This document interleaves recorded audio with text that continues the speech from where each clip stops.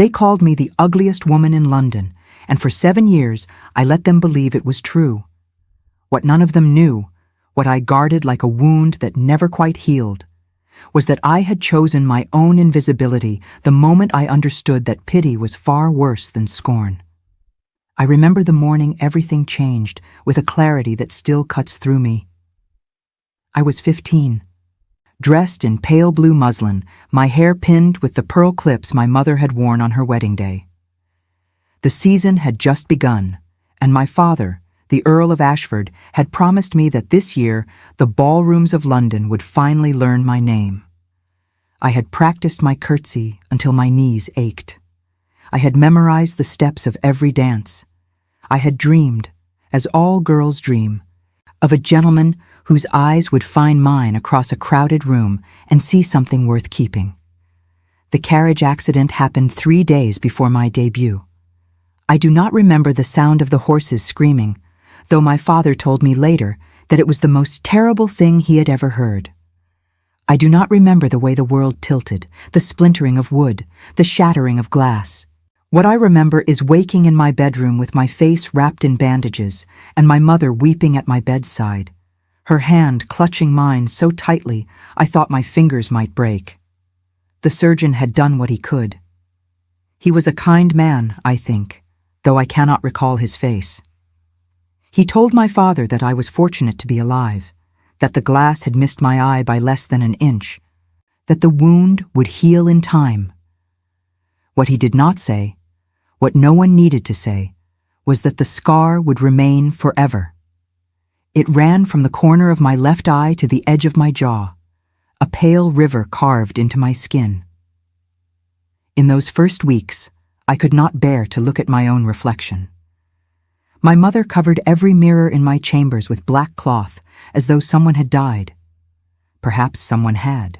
The girl I had been, the girl who dreamed of ballrooms and gentlemen and pearl-pinned hair, she did not survive that carriage ride. What emerged from the wreckage was someone else entirely. Society, as it always does, rendered its judgment swiftly. The whispers began before I had even left my bed. The Ashford girl, they said. Such a tragedy. She was to be quite pretty, you know. Now she will never marry. Her father will have to settle for a country vicar, perhaps, or a widower desperate enough to overlook her face. Poor thing. Poor, poor thing. I heard these words from my maid, who heard them from the kitchen staff, who heard them from the servants of other great houses. News travels quickly among those who are paid to be invisible. Within a fortnight, all of London knew that the Earl of Ashford's only daughter had been transformed from a promising debutante into an object of pity. But pity was not the worst of it. The worst came later, when I was 18 and my father insisted I attend Lady Pemberton's annual ball. He meant well, my father. He always meant well. He believed that if society could see me, could know me, they would understand that a scar did not diminish my worth. He did not understand that society had already decided my worth, and it was measured in the flawless porcelain of a woman's skin. I wore a gown of deep green silk that night, and my maid had arranged my hair to fall in soft waves over the left side of my face. It was not enough. It was never enough. I felt the stares like needles, heard the whispers like wasps buzzing at the edges of my awareness. And then, just before midnight, I heard a young lord say the words that would follow me for the rest of my life. London's ugliest, he called me. He was drunk, I think, and surrounded by friends who laughed at his wit. London's ugliest heiress. What a waste of a fortune. I did not cry. I had learned, by then, that tears were a luxury I could not afford. Instead, I lifted my chin, finished my glass of champagne, and asked my father to take me home. The next morning, I informed him that I would not be attending any more balls. I would not be paraded before society like a mare with a broken leg, waiting for someone kind enough to put me out of my misery. If I was to be London's ugliest, then I would be London's most invisible as well. My father did not argue. I think in his heart he was relieved. And so I retreated to Ashford Park, to the rolling green hills and the stables that had been my sanctuary since childhood. My father's horses became my world. I learned their names, their temperaments, their bloodlines. I watched foals take their first trembling steps and grew to understand the particular magic that transformed a promising yearling into a champion. The horses did not care about my scar. To them, I was simply the woman who brought apples and spoke softly and never raised a hand in anger. It was there, in the shadow of the stables, that I first saw Midnight Storm.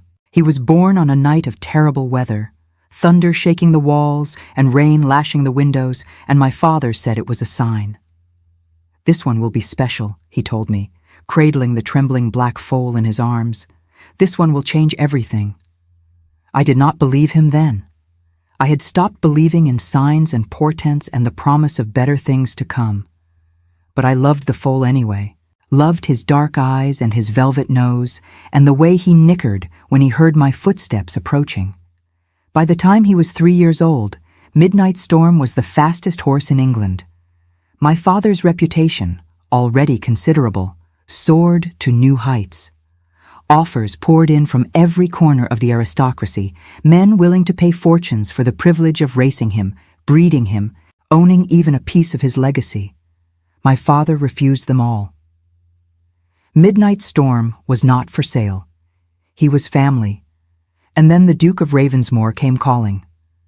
I knew of him, of course. All of London knew of Alexander Blackwood. He was the sort of man that women whispered about behind their fans, the sort of man whose entrance into a ballroom caused hearts to flutter and conversations to cease. Tall, dark-haired, with eyes the color of a winter sky and a jaw that seemed carved from marble. He was beautiful in the way that dangerous things are beautiful, a storm on the horizon, a cliff's edge in moonlight. He was also, by all accounts, a reckless gambler whose fortune was bleeding away at the horse tracks. My father received him in the study on a gray afternoon in October. I was not present for that first meeting, but I heard about it later from the servants. The Duke had been charming, they said, persuasive. He had spoken of Midnight Storm with a passion that bordered on obsession, had offered sums of money that made even my father's eyes widen, but my father, stubborn as always, had refused. The Duke returned the following week, and the week after that. Each time, his offers grew more extravagant. Each time, my father shook his head. It was not until the fourth visit that everything changed. I do not know what possessed my father to make such an offer. Perhaps he was tired of watching me wither in the countryside, tired of knowing that his only child would die alone and unloved. Perhaps he saw something in the Duke's desperation that reminded him of his own, years ago, when he had gambled everything on a horse and won. Or perhaps he simply believed in his foolish, hopeful heart that any husband was better than no husband at all. The terms were simple. The Duke could have Midnight Storm, could have the horse that would save his fortune and restore his reputation, but only as a dowry, only if he agreed to marry me. I learned of this arrangement not from my father, but from a letter that arrived 3 days later.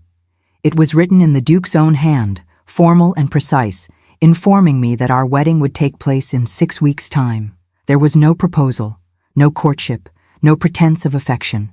He had agreed to the bargain, and I was part of the price. I should have been furious. I should have stormed into my father's study and demanded he release me from this humiliation. But when I tried to summon my anger, I found only a hollow ache where my pride used to be.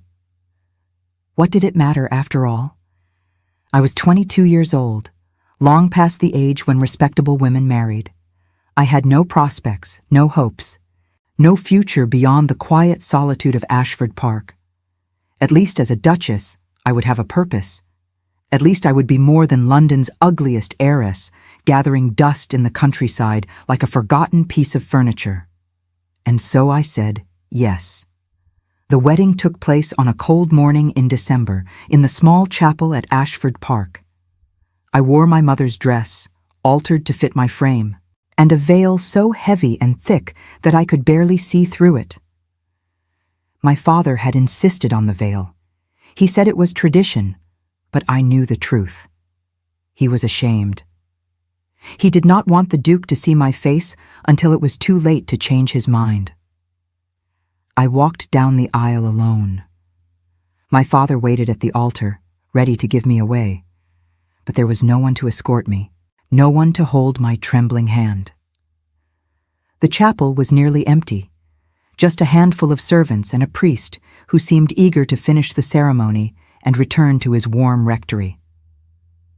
The Duke stood at the front, his back to me, his shoulders rigid beneath his dark coat. He did not turn around until I reached his side. Even then, even knowing what he was, I felt my breath catch at the sight of him.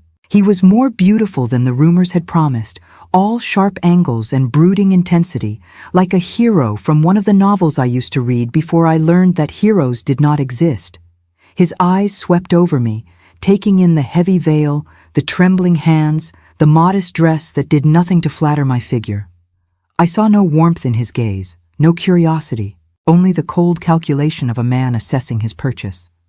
The ceremony was brief. I spoke my vows in a voice that did not sound like my own, the words falling from my lips like stones dropped into deep water. To have and to hold, for richer, for poorer, in sickness and in health. Each promise felt like a lie, a performance for an audience that did not care whether we meant any of it.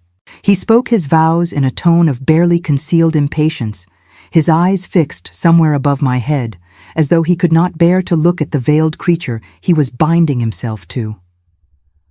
When the priest pronounced us man and wife, the Duke did not kiss me. He simply offered his arm, led me down the aisle with the brisk efficiency of a man completing an unpleasant errand, and handed me into a waiting carriage. The leather seats were cold despite the fur blankets draped across them, and I shivered as the door closed behind me, sealing me into this new life I had not chosen. We did not speak during the journey to his estate. I sat across from him, my veil still in place, watching the countryside roll past the frosted window. He stared out the opposite side, his jaw tight, his fingers drumming an impatient rhythm on his knee. I wondered if he was thinking of midnight storm, of the races he would win, the debts he would pay, the fortune he would rebuild. I wondered if he had thought of me at all. Ravensmoor Hall rose out of the winter mist like a spectre, all gray stone and towering spires and windows that glittered like cold eyes in the fading afternoon light. It was beautiful, I suppose, in the way that tombs are beautiful, grand and imposing and utterly lifeless.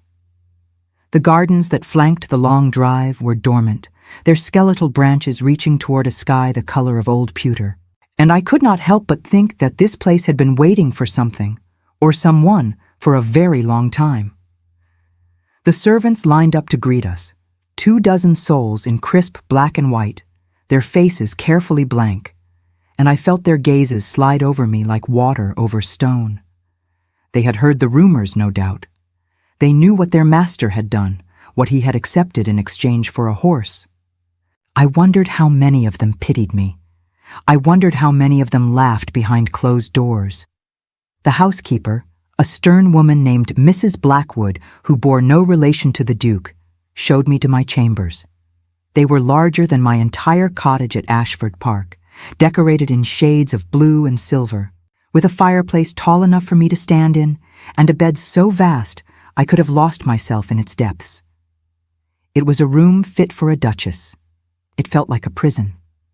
I sat before the mirror for a long time after she left, still wearing my veil, still wearing my mother's dress. The candles cast dancing shadows across the walls, and somewhere in the house, a clock chimed the hour, its mournful toll echoing through empty corridors. I thought about the girl I had been at 15, the girl who dreamed of love and ballrooms and a gentleman's tender gaze. I thought about the woman I had become, scarred and bitter and so terribly alone. I thought about the man waiting somewhere in this cold, beautiful house, the man who had married me for a horse and would expect me to fulfill my duties as his wife. I wondered what he was doing at this very moment. Was he drinking brandy by a fire, congratulating himself on a successful acquisition? Was he already composing letters to his creditors, assuring them that midnight storm would win them all their fortunes back? Did he think of me at all? And then, slowly, I lifted the veil. The scar stared back at me, pale and permanent, a map of everything I had lost. But beneath it, I saw something else. I saw my mother's eyes, amber gold and fierce. I saw my father's stubborn jaw.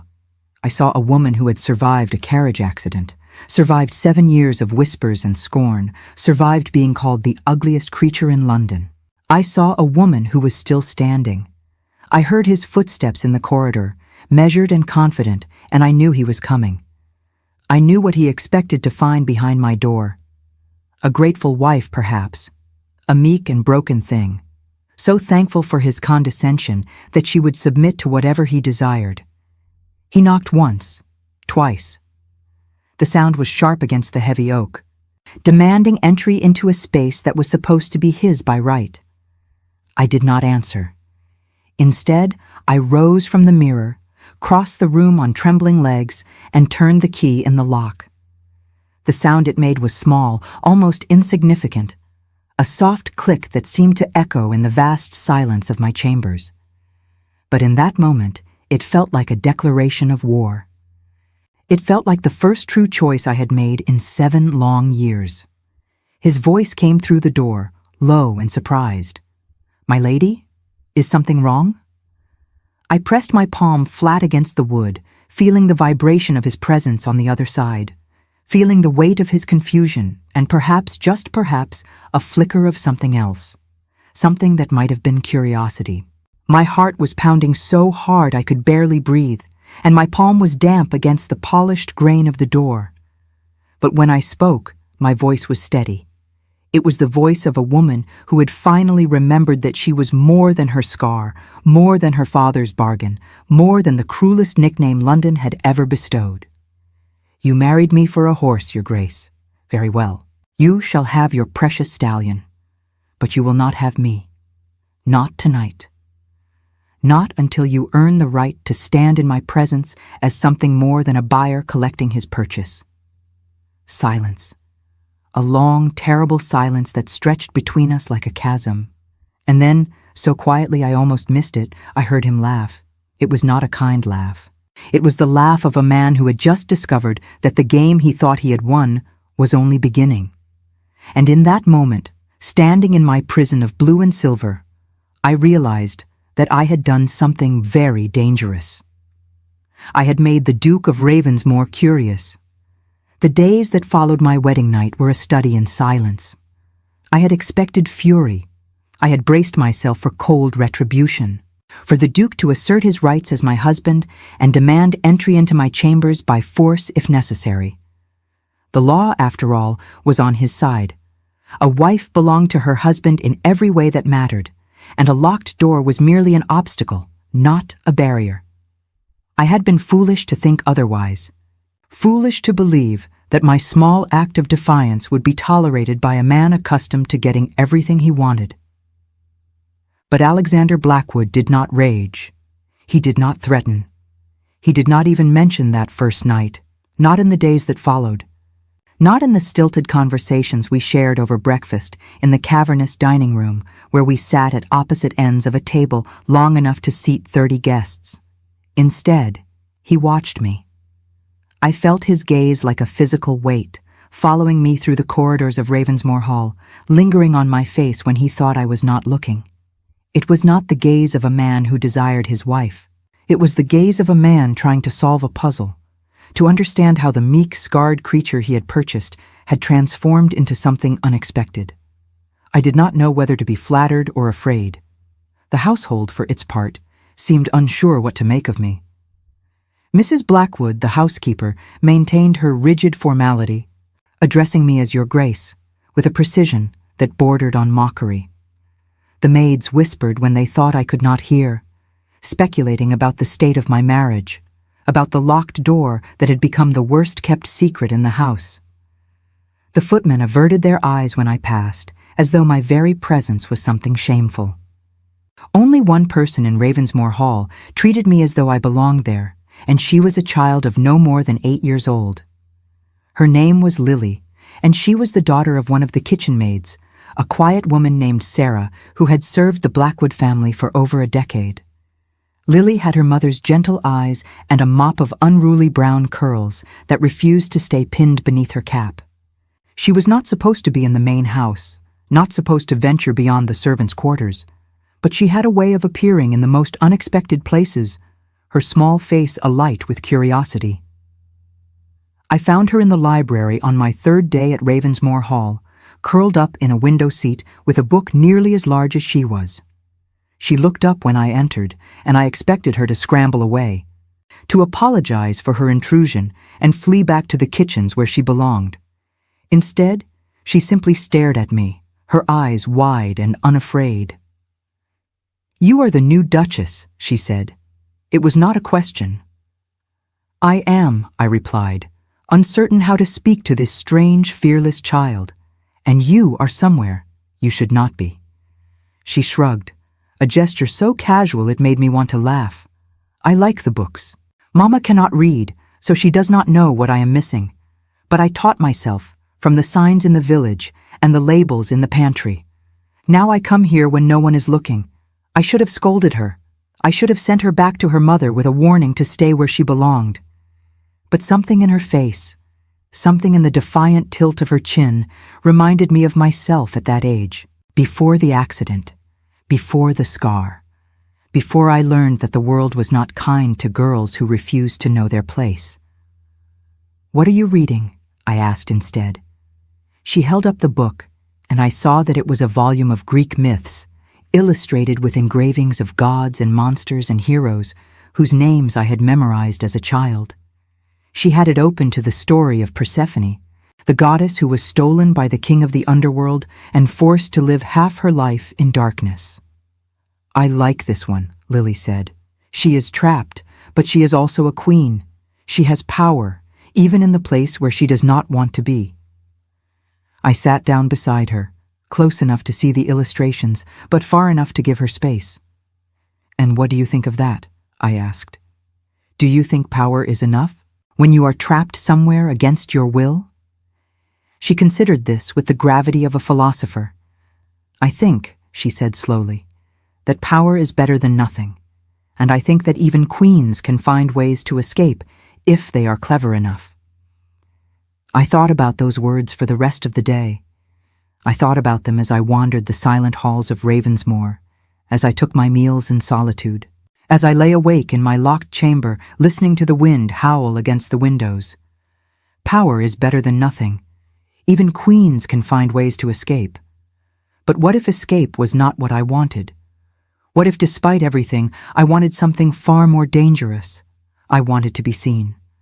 On the 5th day of my marriage, I went to the stables. Midnight Storm had arrived the day after the wedding, transported from Ashford Park in a carriage specially designed for valuable horses. I had not been present for his arrival, but I had heard the commotion from my window, had watched the grooms leading him across the courtyard with the reverence usually reserved for royalty. He was even more magnificent than I remembered, his coat gleaming like polished obsidian, his muscles rippling beneath his skin as he tossed his proud head and surveyed his new domain. The Duke's stables were impressive, I had to admit.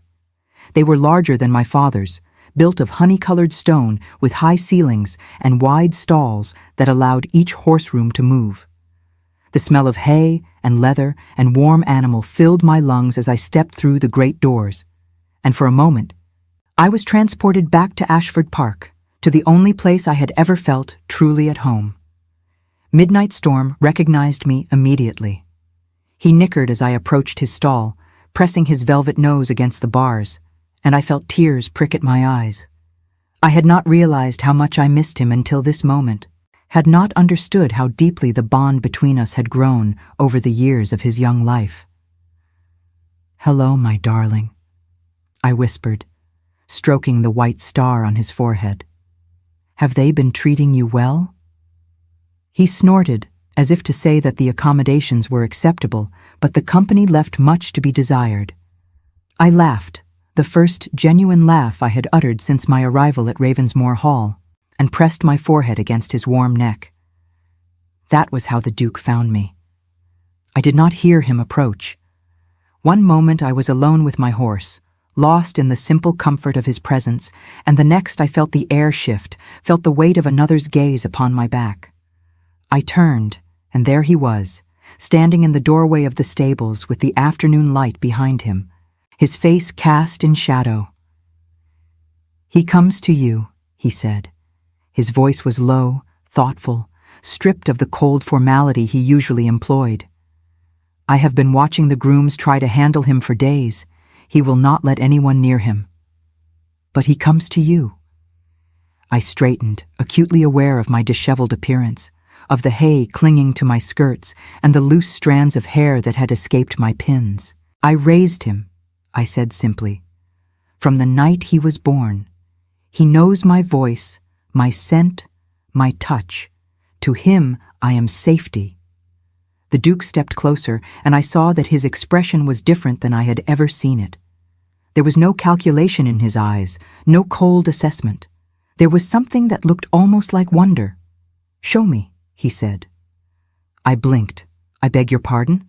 Show me how you do it, how you make him trust you." His gaze flickered to Midnight Storm, who was watching him with the wary suspicion of a creature who had learned that humans were not to be trusted.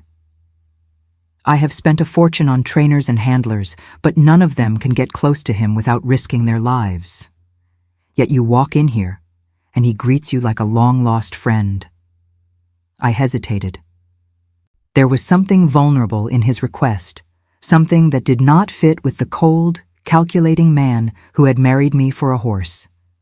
It would have been easy to refuse him, to use this small power as another weapon in our silent war.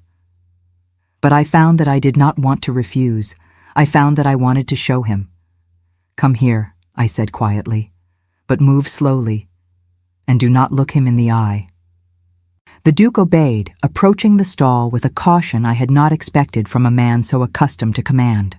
Up close, I could see the tension in his shoulders, the careful control he was exerting over every movement. He was afraid, I realized, not of the horse exactly, but of failing, of being found wanting in front of me. It was the first time I had seen him as anything other than a monster. "Give me your hand," I said. He extended his hand, and I took it before I could think better of it. His skin was warm against mine, his fingers long and elegant, the hands of an aristocrat who had never known a day of real labor. I guided his palm to Midnight Storm's neck, pressing it flat against the warm, smooth coat. "Feel his heartbeat," I murmured. "Let him feel yours. He needs to know that you are not a threat." We stood there in silence, the three of us, while the dust motes danced in the afternoon light and the world outside the stable doors faded to nothing. I watched the Duke's face as he felt the horse's pulse beneath his palm, watched the tension slowly drain from his shoulders, watched something crack open behind his eyes. "Why does he trust you?" he asked finally. His voice was barely above a whisper, as though he was afraid of breaking the spell. "What did you do to earn it?" "I did not do anything," I said. "I simply showed up. Every day, without fail, I came to him. I spoke to him. I listened to him. Trust is not something you can buy or demand or take by force. It must be given freely, and it can only be given to someone who has proven they are worthy of it." The Duke's eyes met mine, and I saw something flicker in their winter depths, something that looked almost like recognition. "Is that what you are waiting for?" he asked quietly. "For me to prove myself worthy?" I held his gaze, my heart pounding against my ribs. I did not know how to answer him. I did not know if I wanted to answer him at all, but the truth spilled from my lips before I could stop it. "I'm waiting for you to see me," I said. "Not my scar, not my father's fortune, not the ugly bride you acquired along with your prize stallion. Me, Eleanor, the woman who has spent 7 years being invisible because it was easier than being seen and found wanting. The silence that followed was so complete I could hear my own blood rushing in my ears. The Duke stared at me as though I had spoken in a language he did not understand, as though I had revealed some terrible secret that changed everything he thought he knew. And then, slowly, he lifted his free hand. I froze as his fingers approached my face, certain he meant to touch my scar, to trace the map of my disfigurement with the curiosity of a man examining a curiosity. But he did not touch the scar. Instead, his fingertips brushed the curve of my cheekbone, the unblemished skin on the right side of my face, as gentle as the wing of a moth. "I see you," he said. His voice was rough, almost broken. "I have seen you since the moment you lifted that veil. And what I see is not ugliness, Eleanor. What I see is fire."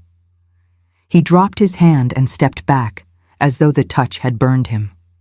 Before I could speak, before I could even begin to process what had just happened, he turned and walked out of the stables, leaving me alone with Midnight Storm and the echo of words I had never expected to hear. That night, I did not lock my door. I sat in the chair beside the fireplace, wrapped in a shawl my mother had knitted before she died, and I waited. I did not know what I was waiting for. I did not know if he would come or what I would do if he did.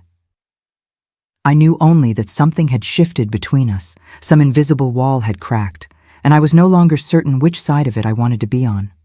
The hours crawled past. The fire burned low. The candles guttered in their holders. And still I waited, my ears straining for the sound of footsteps in the corridor, my heart beating a rhythm that felt like hope and terror in equal measure. He did not come. I fell asleep in the chair sometime after midnight, and when I woke, the fire had gone cold, and pale winter light was filtering through the curtains. My back ached. My neck was stiff, and my heart felt heavier than it had the day before. I had offered him something, an opening, a chance to begin again, and he had not taken it. Perhaps I had been a fool to expect anything different. But when I rose to dress for breakfast, I found something that had not been there the night before.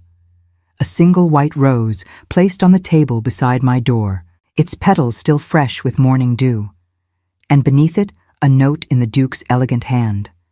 "I am not yet worthy, but I am trying." I pressed the rose to my heart and wept. In the days that followed, the household began to notice a change. The Duke no longer avoided me at meals. He sought me out in the library, in the gardens, in the stables where Midnight Storm was slowly learning to tolerate his presence.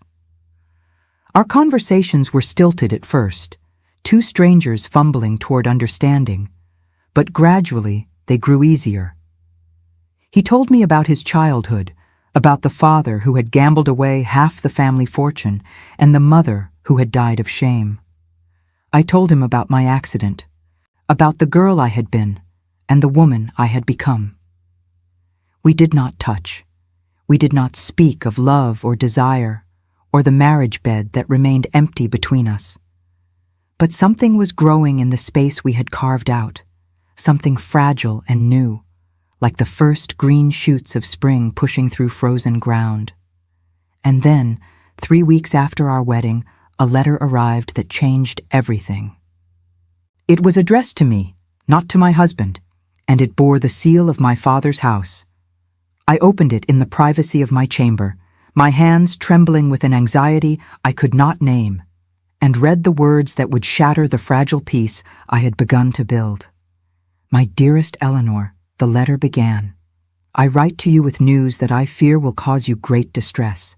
I have learned, through sources I cannot reveal, that your husband's interest in Midnight Storm was not merely financial.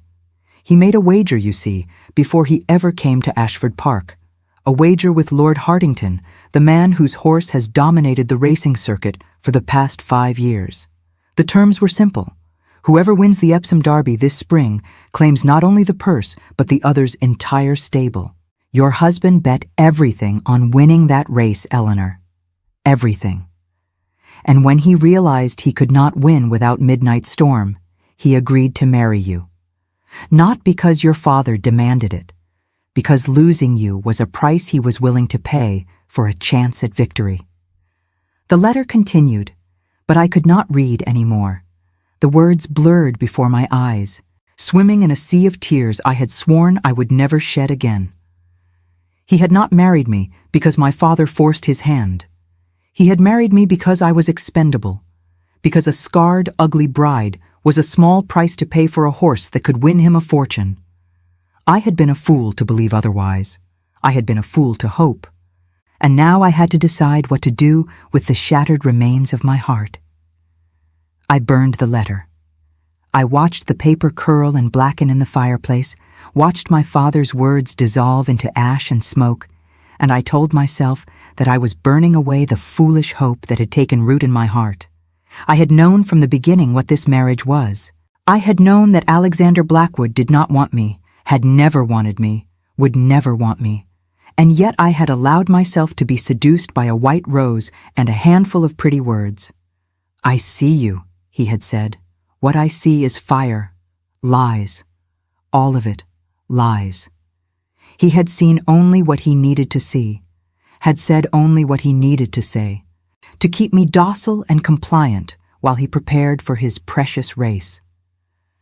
I was nothing to him but a means to an end, a necessary inconvenience, a scarred face attached to a valuable horse. I dressed for dinner that evening with a calm I did not feel. I chose my finest gown, a deep crimson silk that my mother had commissioned for me before her death, and I pinned my hair in an elaborate style that left my scar fully visible. If I was to be London's ugliest, then I would wear my ugliness like armor. I would not hide. I would not cower. I would walk into that dining room and look my husband in the eye, and I would show him that his cruelty had not broken me.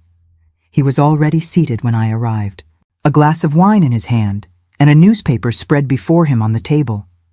He looked up as I entered, and I saw his eyes widen slightly at my appearance. The crimson gown was more daring than anything I had worn since arriving at Ravensmoor Hall, cut lower at the bodice, fitted more closely to my figure. I had dressed to be seen, and I was gratified to note that he was seeing me now. "You look beautiful," he said quietly. The words were a blade between my ribs. Beautiful. He dared to call me beautiful when I knew the truth of what he thought of me, when I knew that he had wagered away his future on a horse and accepted me as the price of admission. I sat down at my usual place, at the far end of the table, and unfolded my napkin with deliberate precision. I did not thank him for the compliment. I did not acknowledge it at all. "I received a letter today," I said instead, "from my father." Something flickered across his face, too quick for me to identify. "Oh? And how is the Earl?" "He is well." I lifted my wine glass, watching the candlelight play through the deep red liquid. "He sends his regards. And he sends some rather interesting information about a wager you made before our marriage." The silence that fell between us was absolute. I watched Alexander's face, watched the color drain from his cheeks, watched his fingers tighten around the stem of his glass. He knew exactly what I was talking about, and he knew that his careful deception had been exposed. "Eleanor," he began. I held up my hand. "Do not insult me by denying it, Your Grace. I know about Lord Hartington. I know about the bet. I know that you wagered everything you own on a single horse race, and when you realized you could not win without Midnight Storm, you agreed to take me as part of the bargain. Not because my father demanded it, because I was expendable, because a scarred, ugly bride was a small price to pay for the chance to save your fortune." He set down his glass with a careful precision that spoke of barely contained emotion. "That is not," he said slowly, "the whole truth. Then enlighten me." I leaned forward, my voice steady despite the trembling of my hands beneath the table. "Tell me which part of my father's letter was false. Tell me that you did not make that wager. Tell me that you did not marry me solely for my horse."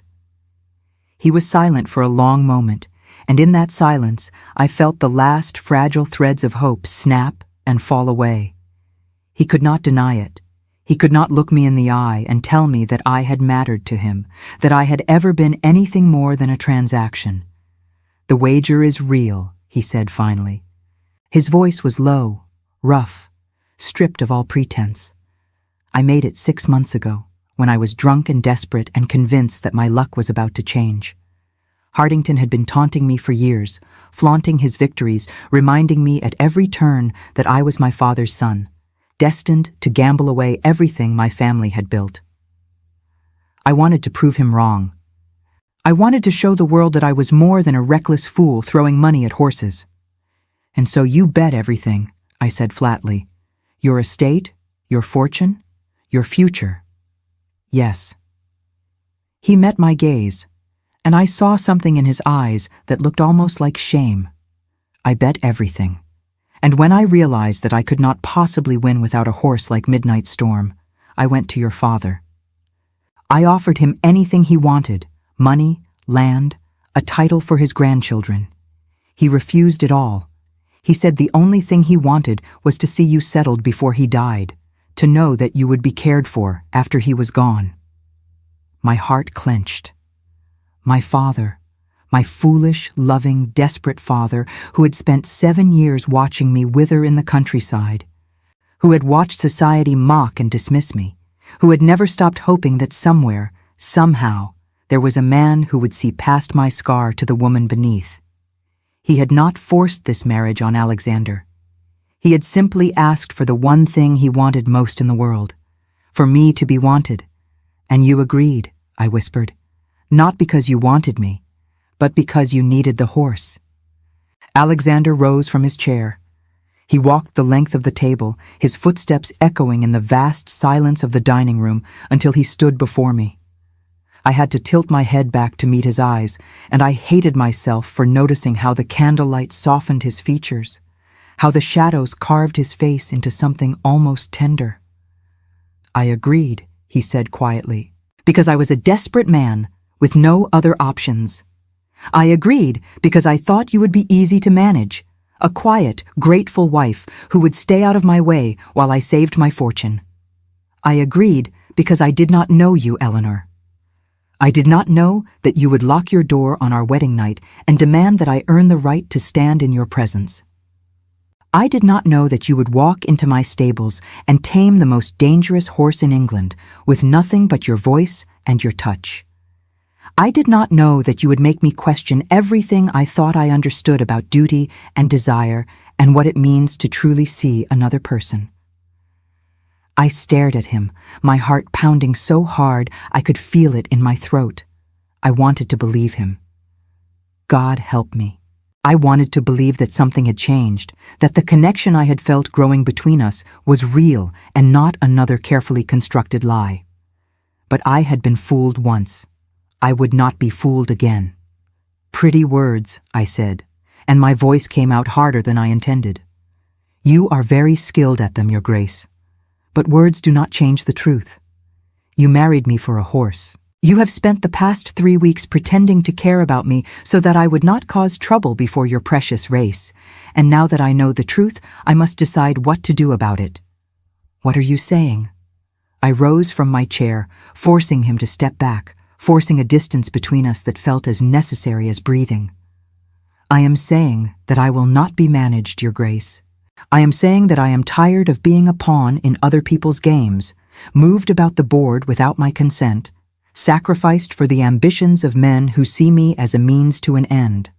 I am saying that if you want Midnight Storm to run at Epsom, you will have to earn him, just as you will have to earn me." His jaw tightened.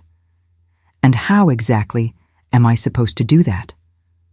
I looked at him, this beautiful, broken man who had married me for all the wrong reasons, and I felt something shift in my chest. Not forgiveness, not yet, but something that might, in time, become the foundation for something real.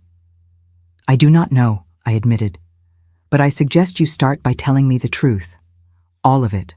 No more secrets, no more deceptions, no more carefully constructed performances designed to keep me placid and ignorant. If you want any chance of winning this race, of winning anything, you will have to show me who you really are." He was silent for a long moment, his eyes searching my face as though looking for something he had lost. And then slowly he nodded. "Very well," he said. "The truth. All of it." He led me to his study, a dark-paneled room I had never been permitted to enter. The walls were lined with books, the desk cluttered with papers, and above the fireplace hung a portrait of a woman I did not recognize.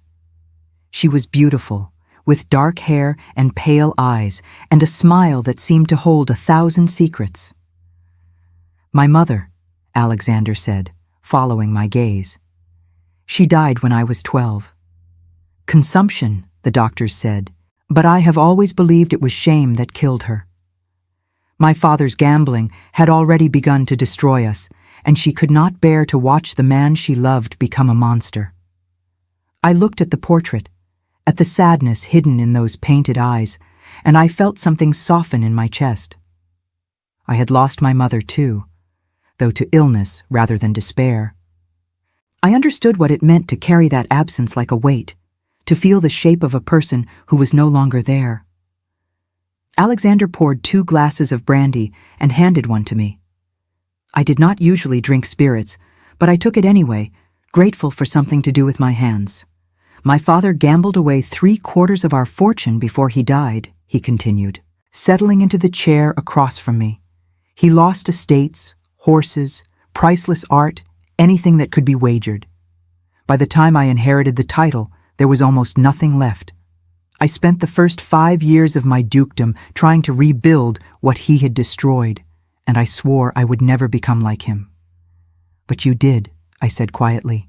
"You made the same mistakes." He laughed, a bitter, hollow sound. "Yes? I told myself it was different, that I was smarter, luckier, more disciplined. I told myself that one more race, one more wager, would be enough to restore everything we had lost.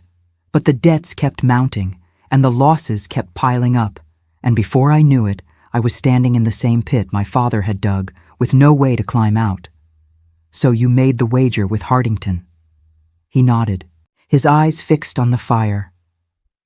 "Charles Hardington is the man who destroyed my father. Not through gambling, though he won his share of wagers against us. Through cruelty. He mocked my father at every opportunity, spread rumors about our financial ruin, turned society against us with whispers and insinuations. My father died believing he had failed not just his family but his name. And Hardington was there at the funeral, offering his condolences with a smile that made me want to throttle him. I watched his hands tighten around his glass, watched the firelight dance across his clenched jaw. I had not known this. I had not known that the wager was more than financial desperation, that it was also a battle for something deeper, something that could not be measured in pounds and pence. "So this race," I said slowly, "it is not just about money, it is about vengeance. It is about proving that he did not win," Alexander said fiercely.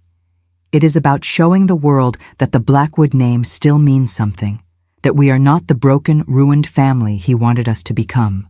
It is about standing on that track at Epsom and watching his face when Midnight Storm crosses the finish line first."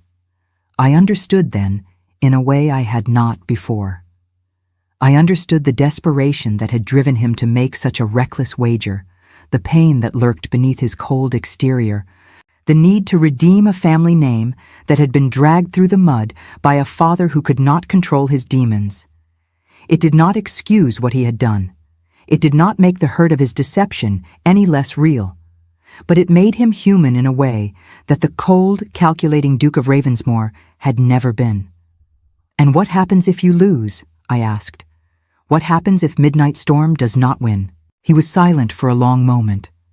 "Then everything is gone," he said quietly. "The estate, the stables, the last remnants of my family's legacy. Everything goes to Hardington, and I will be left with nothing but a title and a wife who despises me." I flinched at the word. Despises. Is that what he thought? Is that what I wanted him to think? "I do not despise you," I said, and the admission cost me more than I had expected. "I am angry. I am hurt. I feel betrayed by a man I was beginning to trust. But I do not despise you, Alexander. I do not think I am capable of despising anyone who has shown me the kindness you have shown me these past weeks, even if that kindness was born of ulterior motives. He looked at me, and I saw something in his eyes that made my breath catch. It was not the cool assessment of a man examining his property. It was something warmer, something almost like hope. It was not born of ulterior motives, he said quietly. Not all of it. Perhaps at first, yes. Perhaps I told myself that I was simply managing my wife, keeping her content until the race was won. But somewhere along the way, something changed. Somewhere along the way, I stopped seeing the scar and started seeing you. And what I saw, Eleanor, what I see, is the most remarkable woman I have ever known. I did not know what to say. I did not know if I could trust these words, or if they were simply another performance, another carefully constructed lie designed to keep me compliant. But when I looked into his eyes, I saw no deception there. I saw only a man who was as lost as I was, reaching out in the darkness for something to hold on to. I need time, I said finally. I need time to understand what this means, to decide whether I can forgive you, to figure out who I want to be in this marriage. I cannot give you promises tonight, Alexander. But I can give you this. I will not sabotage your race. I will not take midnight storm and flee to my father's house. I will stay, and I will watch, and I will see what kind of man you truly are when everything you have is on the line. He nodded slowly, and I saw the tension drain from his shoulders. That is more than I deserve, he said, and more than I dared to hope for. We sat together in silence after that, watching the fire burn low. Two strangers who had been bound together by desperation and were only now beginning to understand what that binding might mean. I did not know if I loved him. I did not know if I ever could. But I knew, as I watched the last embers fade to ash, that something had changed between us, something that could never be unchanged. I retired to my chambers alone, and for the first time since my wedding night, I lay awake, not with anger, but with confusion. The man I had married was not the monster I had believed him to be. He was flawed, yes, desperate, reckless, capable of cruelty, born of desperation. But he was also wounded, grieving, trapped by the legacy of a father who had destroyed everything he touched. In that, at least, we were not so different. I fell asleep with his words echoing in my mind. What I see is the most remarkable woman I have ever known.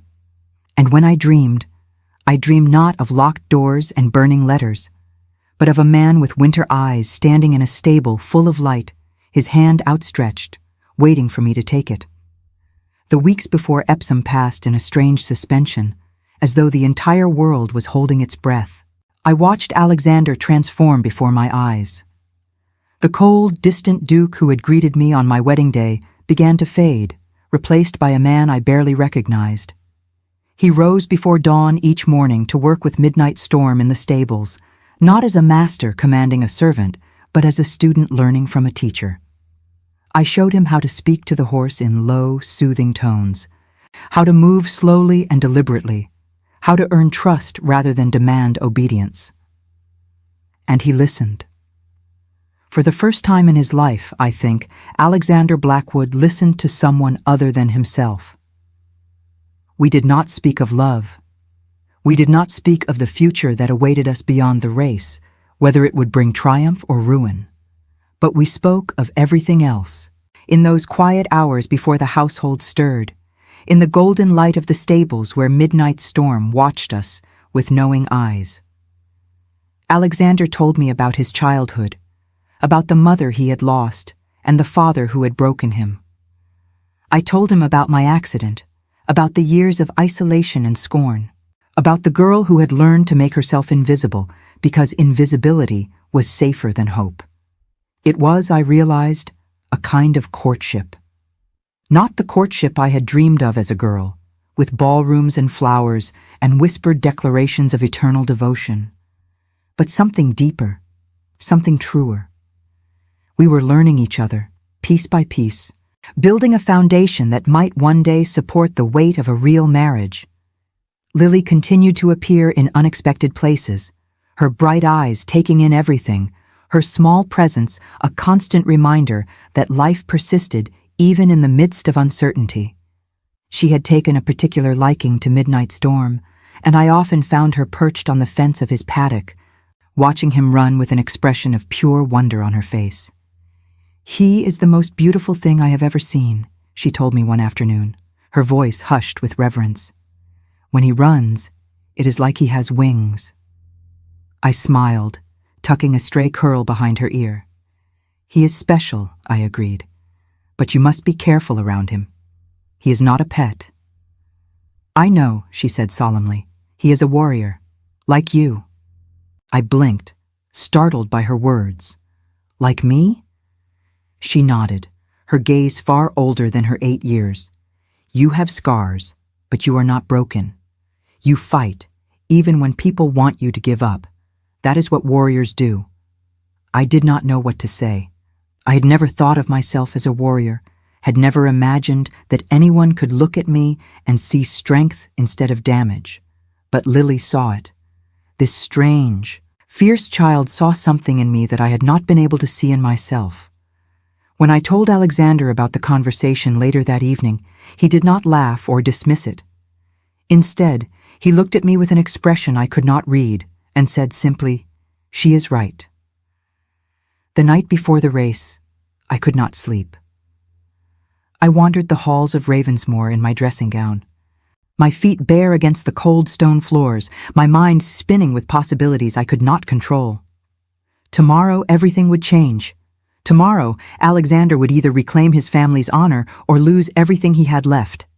And I would be there, watching, waiting, unable to do anything but hope. I found myself in the stables without quite knowing how I got there. Midnight Storm was awake, as though he too sensed the significance of what was to come. He nickered softly when he saw me, pressing his nose against the bars of his stall, and I slipped inside to stand beside him. "You must win," I whispered, running my hands along his neck. Not for Alexander's fortune, not for the wager or the pride or any of the foolish things men care about. You must win because I need to know that good things can still happen. I need to know that the universe has not forgotten how to be kind. The horse snorted, as if to say that he would do his best but could make no promises. I laughed, despite myself, a small, broken sound in the darkness of the stable. "I know," I said. "I know it is not fair to put such weight on you. But you are all I have left to believe in." "That is not true." I spun around, my heart leaping into my throat. Alexander stood in the doorway of the stall, his hair disheveled, his shirt untucked, as though he had come straight from his bed. He looked younger in the dim light, softer, stripped of the armor he wore during the day. "You are not all she has," he continued, stepping into the stall. His eyes never left mine. "She has me. Whatever happens tomorrow, Eleanor, you have me. I may not be worthy of your trust yet. I may not have earned the right to stand beside you as anything more than the man who bought you for a horse. But I am here, and I am not going anywhere." I stared at him, my throat tight with emotions I could not name. The past weeks had taught me many things about Alexander Blackwood, about the pain he carried and the pride he wore like armor and the desperate hunger beneath his cold exterior. But this was something new. This was vulnerability, raw and unguarded, offered to me like a gift. "Why are you telling me this?" I asked. "Why now, the night before the race?" "Because I may not have another chance," he said simply. "Because tomorrow I will be consumed by the race, by the wager, by the need to prove myself to a world that has already written me off as my father's son. And I did not want to face that without telling you the truth." "What truth?"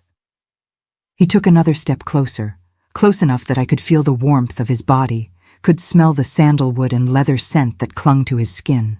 His eyes were fixed on mine, and in their depths I saw something that made my breath catch.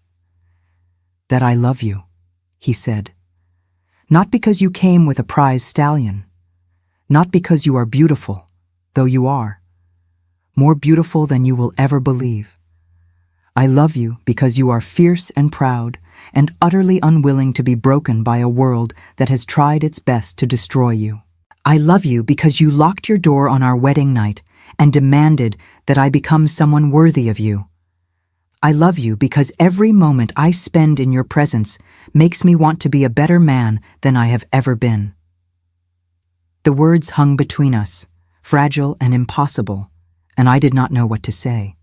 I had dreamed of love once, before the accident took that dream from me. I had imagined a gentleman in a ballroom, a dance, a courtship conducted according to all the proper rules of society.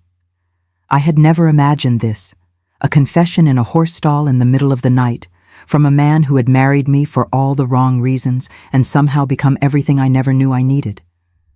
"Alexander," I began, but he shook his head. "You do not have to say anything," he said. "I did not tell you this to demand a response. I told you because you deserve to know, because I could not face tomorrow with this secret sitting heavy in my chest. Whatever you feel, whatever you decide, it will not change what I just said. I love you, Eleanor. And I will spend the rest of my life trying to be worthy of that love, whether you ever return it or not." He turned to go, and I felt something crack open inside me, something that had been locked away for 7 years behind walls of fear and self-protection. I reached out and caught his hand, my fingers closing around his, and he froze. "Do not go," I said.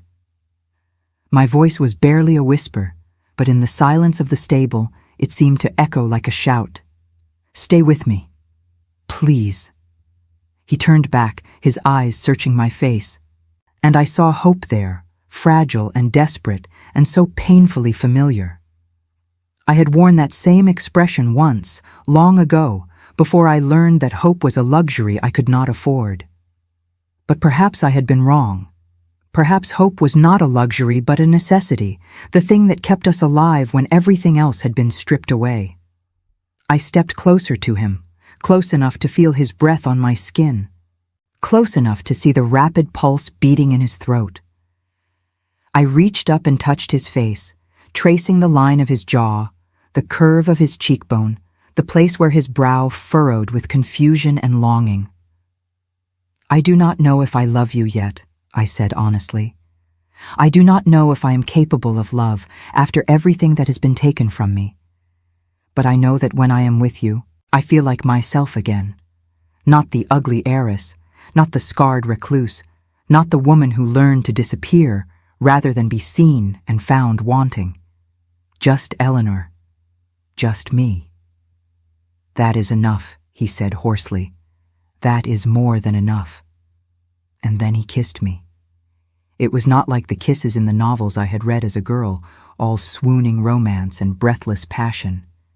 It was gentler than that, more tentative, the kiss of two people who had been wounded by the world and were only now learning to trust again. His lips were warm against mine, his hands steady on my waist, and I felt something uncoil in my chest, some knot of fear and loneliness that had been there so long I had forgotten what it felt like to be without it. When we finally pulled apart, we were both trembling. "I should go," Alexander said reluctantly. "If anyone finds us here together, it will cause a scandal." I laughed, a real laugh, the first one I had managed in longer than I could remember. "We are married, Your Grace. I believe scandal is no longer a concern." He smiled, and it transformed his face, made him look young and hopeful and almost unbearably handsome. "Even so," he said, "I want to do this properly. I want to court you, Eleanor, the way you deserve to be courted. Flowers and poetry and all the ridiculous rituals that young men are supposed to perform when they are trying to win a lady's heart." I raised an eyebrow. "You realize I am already your wife." "Yes," he said, "but you were never my choice. You were a bargain, a transaction, a price I paid for something I wanted more. I want to change that." I want to choose you, Eleanor, every day for the rest of our lives. And I want you to choose me, too. I looked at him, this complicated, infuriating, utterly unexpected man, and I felt the last of my resistance crumble. Win your race tomorrow, I said. Show me the man you can be when everything is on the line, and then, perhaps, we can discuss this courtship of yours. He kissed me once more, a quick, fierce press of lips that left me breathless, and then he was gone, disappearing into the darkness of the night. I stayed in the stall with Midnight Storm for a long time after he left, my hand pressed to my lips, my heart beating a rhythm that felt like the beginning of something new. The day of the Epsom Derby dawned cold and clear. I dressed with care, choosing a gown of deep blue velvet that brought out the amber in my eyes and a matching bonnet that framed my face without hiding it. I did not try to conceal my scar. I was done hiding. Whatever happened today, I would face it as myself, whole and unashamed. The journey to the racecourse took nearly 2 hours. The carriage rattling over rutted roads while I sat across from Alexander and tried not to let my nervousness show. He was pale beneath his tan, his jaw tight with tension, but when he caught me looking at him, he managed a small smile that made my heart clench. The course itself was a sea of humanity, thousands of people crowded together on the hillsides, their voices rising in a cacophony of excitement and anticipation. I had never seen so many people in one place, had never felt so exposed and yet so invisible at the same time. Here, no one cared about my scar. They cared only about the horses, about the race, about the fortunes that would be won and lost in the next few minutes. Alexander led me to the owner's enclosure, a roped-off area near the finish line where the wealthy and titled could watch the race in relative comfort. I saw Lord Hartington there, a portly man with a florid face and small, cruel eyes that reminded me of a pig. He was surrounded by admirers, laughing at something one of them had said, and when he saw Alexander, his smile widened into something ugly. "Blackwood," he called out, his voice carrying across the enclosure. "Come to watch me claim the last of your inheritance?" Alexander's jaw tightened, but his voice was steady when he replied, "Come to watch you lose, Hartington. I hope you have made peace with your creditors."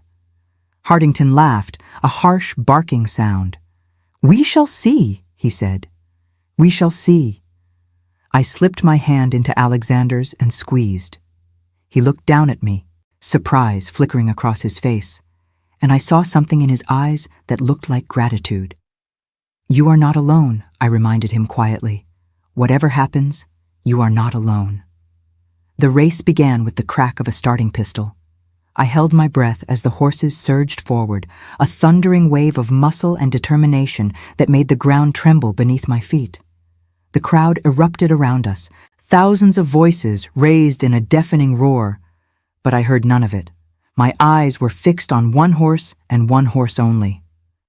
Midnight Storm burst from the gate like a creature possessed, his black coat gleaming in the sunlight, his legs eating up the ground with a speed that took my breath away. The other horses fell behind almost immediately, unable to match his power, his grace, his sheer determination. I watched him run, this horse I had raised from a foal, this magnificent creature who had become the center of everything, and I felt tears streaming down my face. He was winning. Against all odds, against all expectation, he was winning. The crowd roared as he crossed the finish line, 3 lengths ahead of his nearest competitor. And I heard Alexander make a sound that was half laugh, half sob. He turned to me, his face alight with joy, and swept me into his arms, lifting me off my feet, spinning me around in front of God and everyone. "We won," he breathed against my ear. "Eleanor, we won." I clung to him, laughing and crying at the same time, and I did not care who was watching. Did not care about propriety or scandal or any of the rules that had governed my life for so long. In that moment, there was only Alexander and me and the impossible, miraculous truth of what had just happened. We had won. When Alexander finally set me down, I saw Hartington standing at the edge of the enclosure, his face purple with rage. He stared at us with an expression of pure hatred, and I felt a chill run down my spine despite the warmth of the day. "This is not over," Hartington spat. "Do you hear me, Blackwood? This is not over." Alexander met his gaze steadily. "Yes, it is," he said. "You lost, Hartington. Accept it with whatever grace you can muster and move on." For a moment, I thought Hartington would strike him. His hands clenched into fists at his sides, his whole body trembling with suppressed fury. But then something shifted in his expression, something calculating and cold, and he turned away without another word. I watched him go, his broad back disappearing into the crowd, and I could not shake the feeling that we had won the battle, but not the war. There was something in his eyes, something in the careful way he had controlled his rage, that spoke of plans and vengeance yet to come. But that was a worry for another day. Today, we had won. Today, Alexander had reclaimed his family's honor and secured their future. Today, for the first time since my accident, I had stood in public without shame, without fear, and I had been seen not as London's ugliest, but as the Duchess of Ravensmore, the woman who had helped tame the most magnificent horse in England. Alexander took my hand as we walked back to our carriage, and I let him. The weight of his fingers intertwined with mine felt like an anchor, like something solid and real in a world that had always felt so uncertain. Whatever came next, we would face it together. And that, I was beginning to understand, made all the difference. The weeks following Epsom were the happiest I had ever known. Alexander was transformed. The weight that had pressed upon him for so long, the shadow of his father's failures and his own desperate gambles, seemed to lift from his shoulders overnight.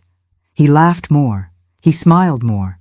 He courted me with a devotion that would have seemed absurd had it not been so utterly sincere, bringing me flowers from the greenhouse each morning, reading poetry to me by the fire each evening, stealing kisses in shadowed corridors when he thought no one was looking.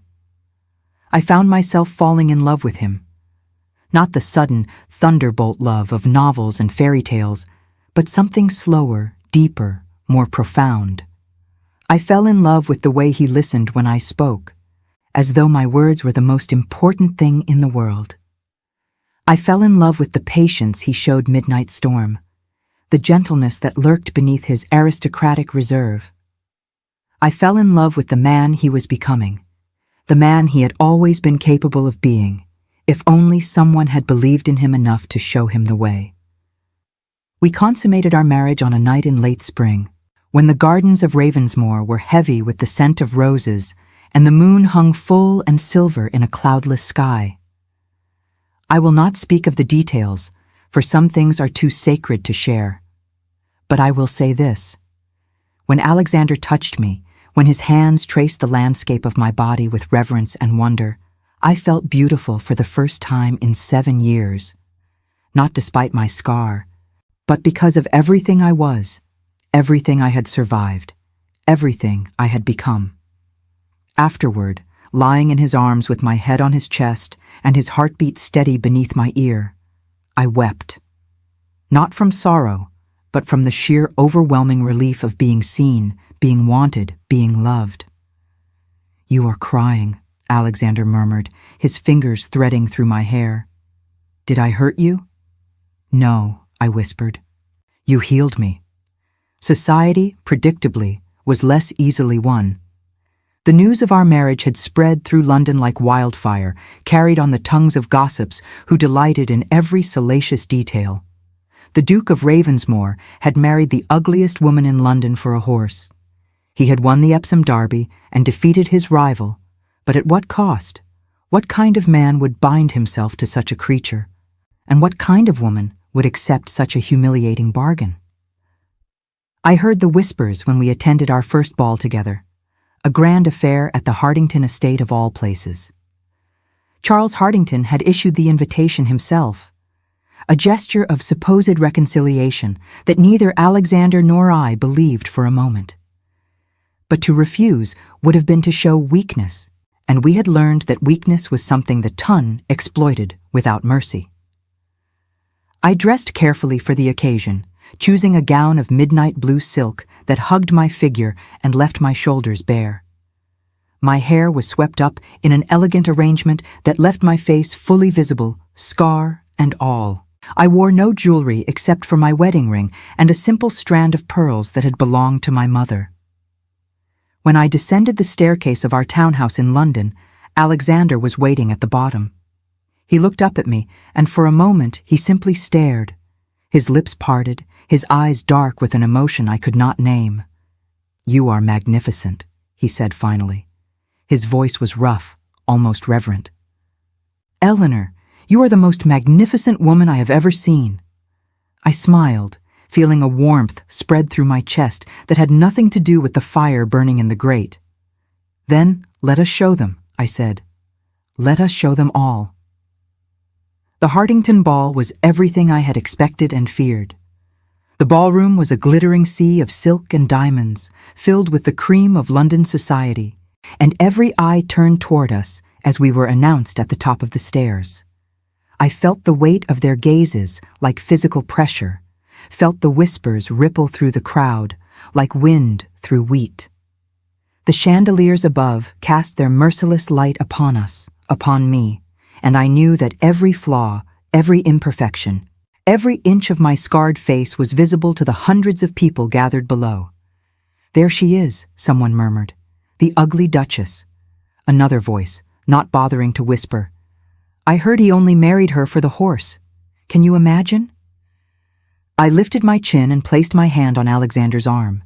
He covered my fingers with his own, a small gesture of solidarity that steadied my trembling heart. We descended the stairs together, and I did not flinch, did not falter, did not give them the satisfaction of seeing me cower. I had spent too many years cowering. Tonight, I would show them what it meant to be the Duchess of Ravensmore. Hartington greeted us at the bottom, his smile wide and false, his eyes glittering with something that looked like anticipation. "Ravensmore," he said smoothly, "and the lovely Duchess. How good of you to come." Lovely, I thought. He said it as though it were a jest, a private joke at my expense. But I simply smiled and inclined my head, refusing to let him see how his words cut. The evening progressed much as I expected. We danced, we made polite conversation, we pretended that we did not notice the stares and whispers that followed us everywhere we went. Alexander was a perfect partner, attentive and protective, shielding me from the worst of society's cruelty with his mere presence. But I could see the tension in his jaw, could feel the anger simmering beneath his careful control. It was nearly midnight when everything changed. I had excused myself to find the retiring room, needing a moment of solitude to gather my composure. The corridors of Hartington House were a maze of identical passages, and I soon found myself lost, wandering through unfamiliar halls lined with portraits of ancestors who seemed to watch me with disapproving eyes. That was when I heard the voices. They were coming from a room at the end of the corridor, the door slightly ajar, and I recognized Hartington's oily tones immediately. I should have walked away. I should have returned to the ballroom and pretended I had heard nothing. But something made me pause, made me press myself against the wall and listen. "The forgery is perfect," Hartington was saying. "No one will be able to tell the difference. By the time Blackwood realizes what has happened, it will be too late. And you are certain this will ruin him?" Another voice, one I did not recognize. "Completely?" Hartington laughed, a cold, cruel sound that made my blood run cold. The documents proved that his father's debts were never legally settled, that the estate should have passed to creditors years ago. When I present them to the magistrate, Ravensmore will lose everything. The house, the lands, the horses, everything. And his precious ugly wife will be out on the street where she belongs. I stopped breathing. They were going to destroy us. Hartington had not accepted his defeat at Epsom. He had simply found another way to attack, a more insidious weapon that would strip us of everything we had worked so hard to protect. I did not think. I simply acted. I pushed open the door and stepped into the room, my heart pounding so hard I could feel it in my throat. Hardington and his companion, a thin, weasel-faced man I did not recognize, looked up in shock. "Your Grace," Hardington sputtered, his face going pale. "This is a private conversation." "I imagine it is," I said, and my voice was steady despite the terror coursing through my veins. "Private and criminal. Forgery, I believe, is a hanging offense." The weasel-faced man made a sound of alarm and edged toward the door, but I blocked his path.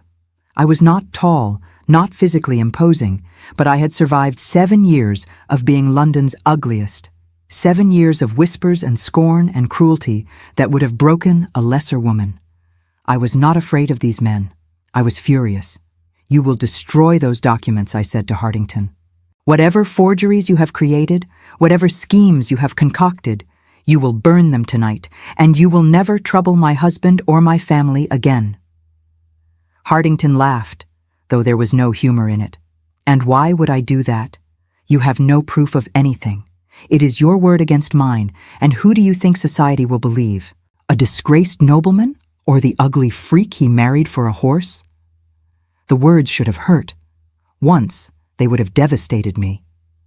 But I had spent months learning to see myself through Alexander's eyes, through Lily's eyes, through the eyes of everyone who had looked past my scar and seen the woman beneath.